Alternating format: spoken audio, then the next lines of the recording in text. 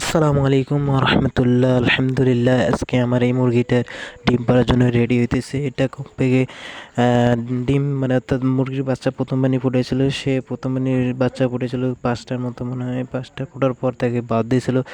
1 মাস পর আবার ডিমে আসছে, ইনশাল্লাহ ডিম পারবে।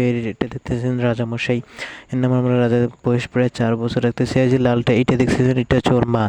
এইটা হচ্ছে ওর মা এবং এটা হচ্ছে ওর বাচ্চা। ওরা দুজনে একসাথে ইনশাল্লাহ তো ডিম পাড়ার জন্য রেডি হইতেছে, ডিম পাড়বে, বাসা খুঁজতেছে।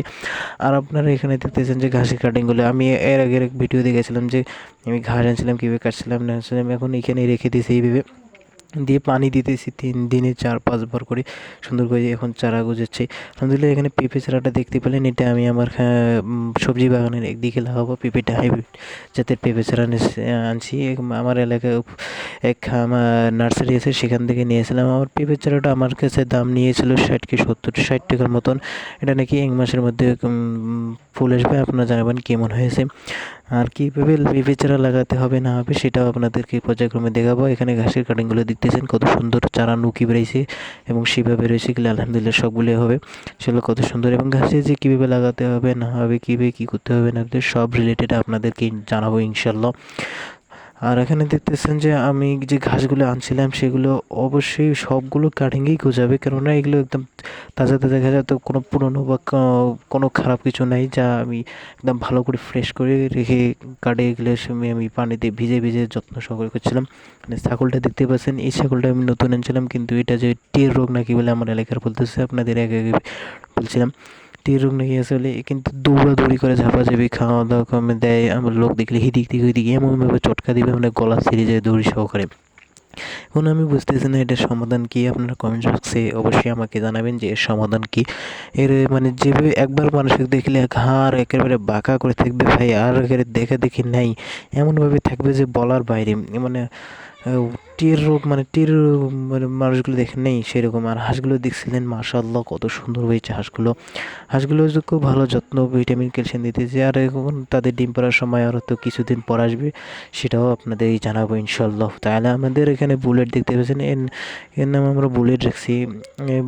এ প্রথমে সুন্দর ছিল, ছোটোবেলার ছবি হয়েছিল আমার কাছে, কিন্তু খুবই সুন্দর ছিল, পুরুর মতো দেখতে আর কি বলতে গেলে। এখন তার নাম বুলেট রাখছি, দেখতে পাচ্ছেন। আর আকাশে দেখতে পাচ্ছেন যে ঘন ঘন মেঘ, মানে বর্ষাকাল এখন চলতেছে না, ঘন ঘন মেঘ। 2025 সালে বর্ষাকাল চলতেছে আর মেঘ চলেছে এখন ভালোই। বৃষ্টি হয়তো কোন সময় আসতে পারে কোনো বলা যায় না, ঠিক নেই।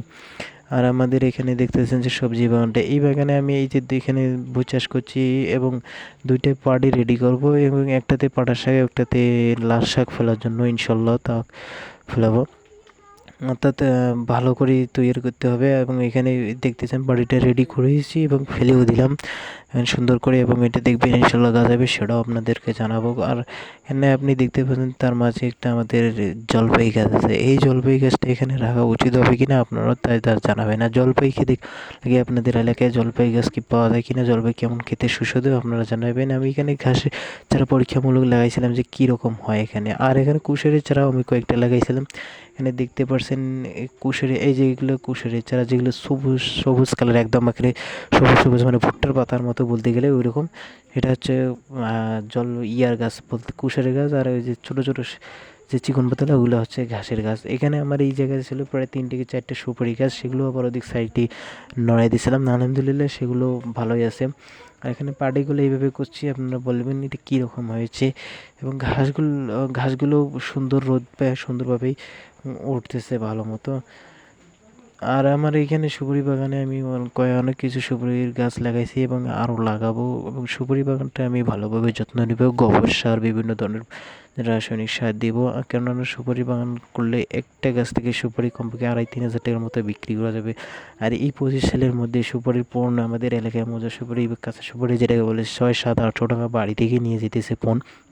আপনারাও লাগানোর চেষ্টা করবেন ইনশাল্লাহ, এখান থেকে হয়তো একটা ভালো বেনিফিট পেতে পারবেন। আর আমাকে এই ছাগলটার বিষয়ে একটু ভালোভাবে জানাবেন ভাই, কেননা এই ছাগলটা নিয়ে আমি একটা টেনশনে আছি, মহা টেনশনে, যেটা বলার বাইরে। এখানে দেখতেছেন আমাদের ফুলটাসি বাচ্চা নিয়ে আসে। তো আমাদের জন্য, আমাদের ব্যবসা বাড়ার জন্য দোয়া করবেন, আমাদের সকলের জন্য দোয়া করবেন। আসসালামু আলাইকুম রহমতুল্লাহ।